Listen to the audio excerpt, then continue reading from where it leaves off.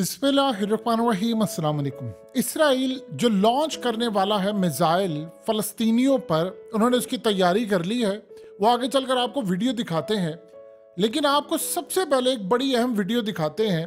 ये जंग छिड़ने से पहले और 24 या 48 घंटों के बाद जो मिसाइल वो मारने वाले हैं वो दिखाएंगे आपको कौन से हैं, क्या सूरत हाल होने वाली है।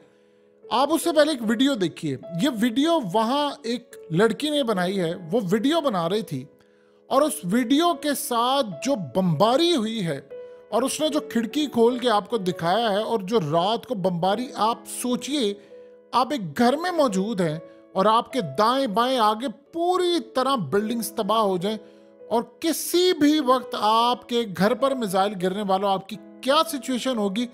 CNN से लेकर BBC, wall street journal, sky news, कोई दुनिया में नहीं ये वीडियो दिखा रहा, क्योंकि वो बदतरीन इंटरनेशनल इस्टेब्लिशमेंट ये जंग मुसल्लत कर चुके हैं लोगों पर। और इस सारी सूरत हाल में तबाही है कि मिसाइल वाली आपको दिखाते हैं कि वो कौन से मिसाइल कल या परसों छोड़ने वाले हैं। पहले आप ये वीडियो देखिए, फिर आपको बताते हैं कि ये जंग बड़े मुल्कों के खात्मे के साथ ही खत्म होगी। क्या सूरत हाल है, देखिए जरा पहले video. Okay, during war times, all the neighbors, they just leave their door open, so you can just enter your neighbor's house. It's okay. For my neighbors, they didn't evacuate as well. They have their windows down. Here are their windows, and here is the family. They're gathering all together, also in a place far away from the window.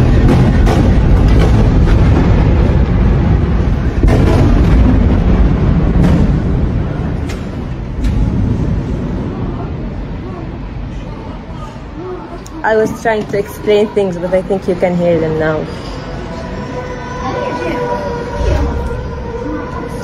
I'll go check on my parents.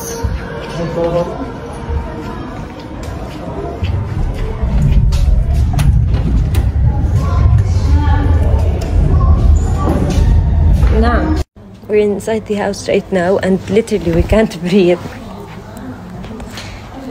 That's the view from the window, and I can't keep it open. That's the view from the balcony. There is literally no view. You can't see anything. Literally. We're evacuating right now. هاي عمارتنا. احنا بالشارع. مش عارفة وين رايحين. عارفين الصحراء، مش شايفين اشي، مش عارفين اشي. يلا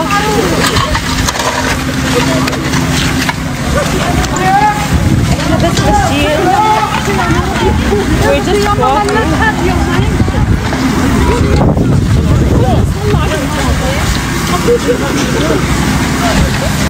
Our house is basically burning behind my back.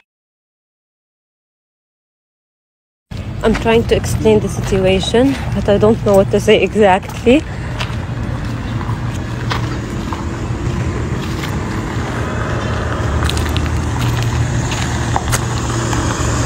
The more I walk, the speechless I get.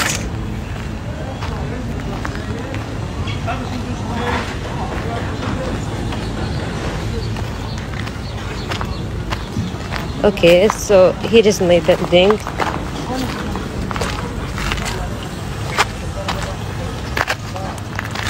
I'll get in and I'll keep you updated. It's really dark because there is no electricity, of course, and the smell is really bad. It's important to clarify that my house wasn't completely bombed.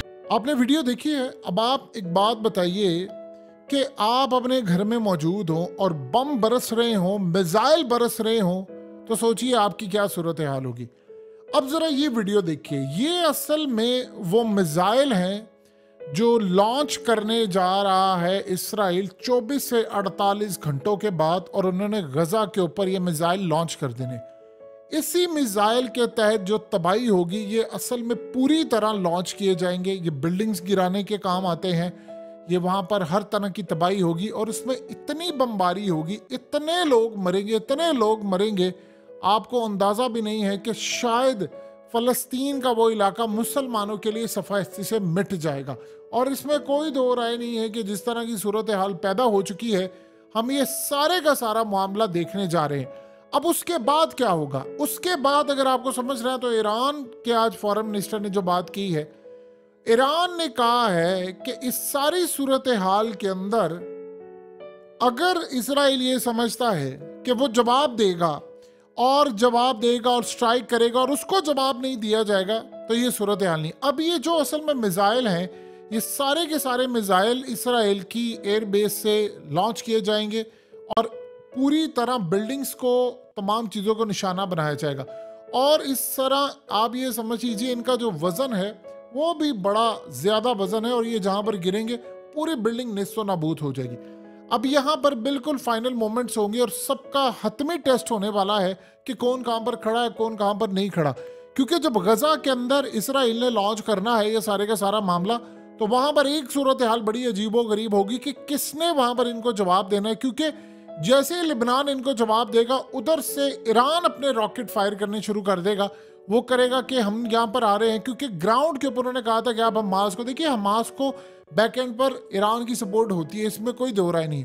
अगर ये आज निकल गए तो फिर अगला target Iran को पता है कि वो ईरान ही है, यानी उन्होंने फिर यहाँ पर नहीं छोड़ना। जब आप सोचिए उनके हाथ से चीज़ें निकल गई तो उसके बाद वो फिर ईरान के ऊपर चढ़ दौड़ेंगे, और ईरान के ऊपर अगर जब चढ़ दौड़ेंगे तो जो जो ममालिक ईरान के साथ लगते हैं वो उनसे फिर मिलिट्री बेसिस भी अमेरिका मांगेगा या दूसरे ममालिक मांगेगा। तो ये जो सूरत हाल इस वक्त जंग की शुरू हो रही है, ये हमें अंदाजा ही नहीं है कि जंग किस तरफ जाने वाली है। आप सोचिए जरा कि आज एंटनी ब्लिंकन के साथ जो मुलाकात हुई है उसमें क्या कहा इसराइल के प्राइम मिनिस्टर ने, और उन्होंने क्या बयान दिए। वो कह रहे हैं ये बड़ी लंबी जंग जानी है, ये बहुत ज़्यादा लंबी जंग जाएगी, ये बहुत लंबी होने वाली है और इसमें बड़े बड़े ममालिक लपेट में आ जाएंगे। यानी कुछ ममालिक तो ऐसे होंगे जो शायद सफा हस्ती से मिटाने की इसराइल तैयारी कर रहा है। इन्होंने जो प्लान करके रखा हुआ है, इन्होंने तकरीबन 500 से 1000 के करीब मिसाइल दागने हैं। यानी तकरीबन आप समझ लीजिए कि इसराइल ने 1000 के करीब ये जो मिसाइल है वो पूरे गजा के ऊपर लॉन्च करने हैं। उसके बाद नेक्स्ट टारगेट क्या होगा? मेन और नेक्स्ट टारगेट तो उनका ये है कि उन्होंने मस्जिद अक्सा को टेक ओवर करना है। उस मकसद के लिए उनके पास स्ट्रेटजी क्या है इस वक्त?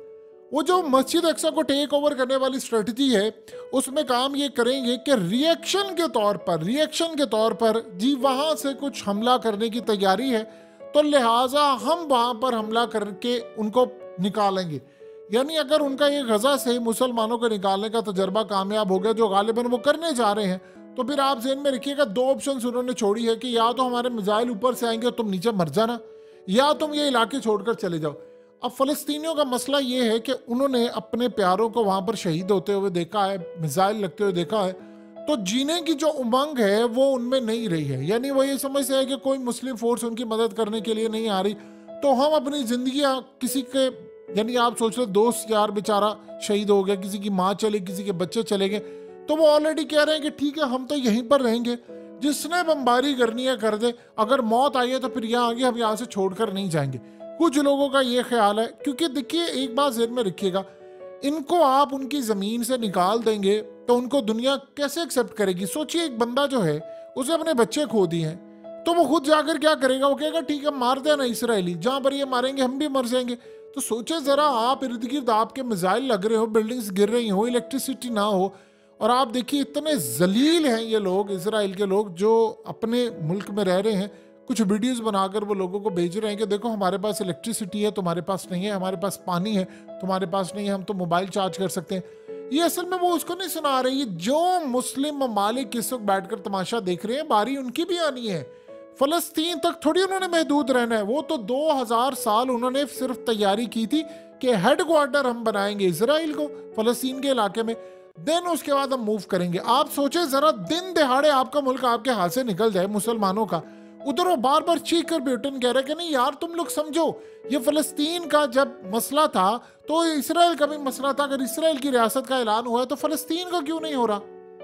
उसके ऊपर कब्जा करने की तैयारी क्यों चल रही है? और अमेरिका ने आगे से पैगाम क्या भेजा है, जो उनके डिफेंस सेक्रेटरी हैं अमेरिका के, उनके साथ यानी लॉयड ऑस्टिन के थ्रू उन्होंने पैगाम भेजा है कि इसराइल को घबराने की कोई ज़रूरत नहीं है, हम आपकी जो सपोर्ट करेंगे उसमें कोई कंडीशन नहीं शामिल है। यानी आप जो मर्जी कर ले, जो हमला आपने करना आप करें, जो आपका दिल करता करें, हमने आप पर कोई कंडीशन नहीं लगाई, हम आपके साथ खड़े हुए हैं।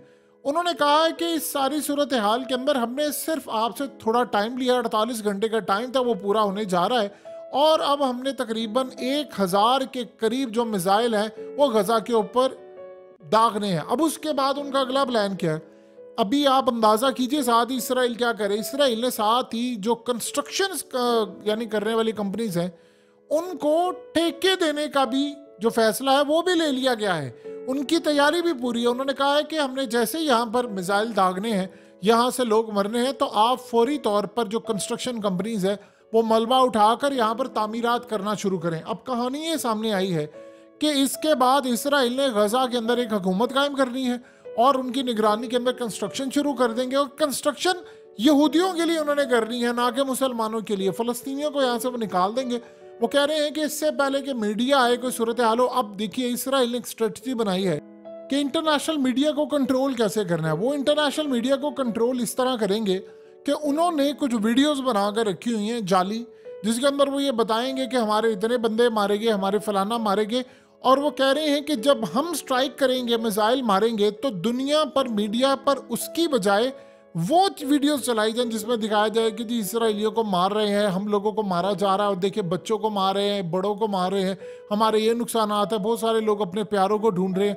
आप ये देखिए कि अभी तक इन्होंने कहा, यानी हमास की जानिब से ये ऐलान किया गया है कि ये कह रहे हैं कि हम उनकी औरतों को उठाकर लेकर गए हैं, फलाना करें, हम उनके साथ ये करें। उन्होंने कहा जी हम ये काम नहीं करें, अगर कोई आम लोग वहाँ पर आए हैं उन्होंने किया हो तो हमारा उससे ताल्लुक नहीं। यानी अब ये चीज़ भी खुलकर सामने आ रही है कि इसराइल ने बहुत सारे किराए के भर्ती लोग किए हुए थे और निशानदेही की हुई थी कि जी म्यूज़िक फेस्टिवल से वो लड़कियों को उठाकर ले जाएंगे और वो उन्हीं के अपने बंदे निकले हैं।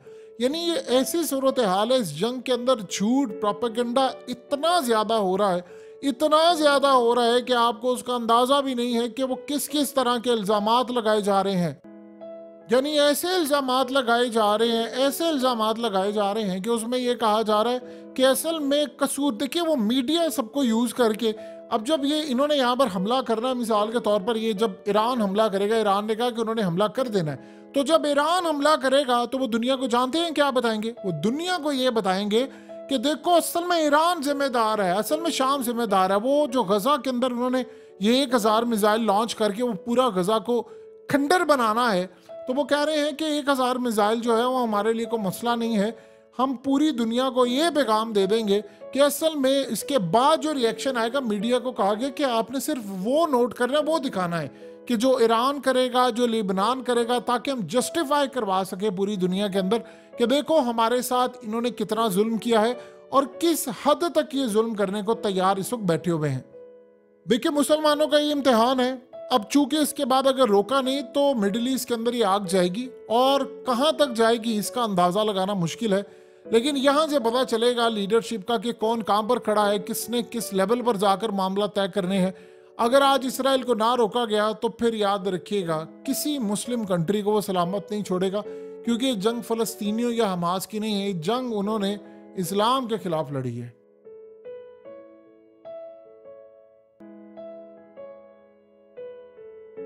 हकीकत टीवी को सब्सक्राइब करना मत भूलें, वीडियो को लाइक करें, शेयर करें और कमेंट सेक्शन में अपनी राय का इजहार ज़रूर करें।